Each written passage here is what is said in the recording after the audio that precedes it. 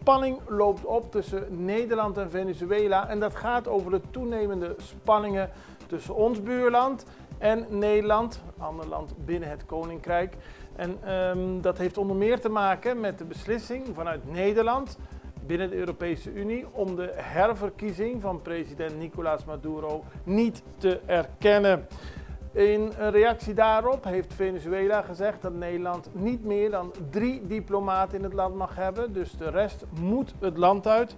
Dat heeft bij de Nederlandse minister van Buitenlandse Zaken Caspar Veldkamp weer geleid tot verbazing en boosheid.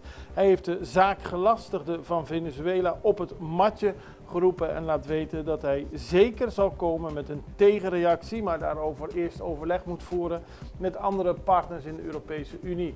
Zoals bekend heeft Amerika, andere landen in Zuid-Amerika, landen van de Europese Unie gezegd dat ze de herverkiezing van Maduro niet erkennen. Er zijn ook onlangs meer sancties opgelegd vanuit de Europese Unie. En Venezuela heeft nu Nederland, Italië en Frankrijk laten weten dat ze een groot deel van hun diplomaten weer moeten terug laten keren naar het moederland.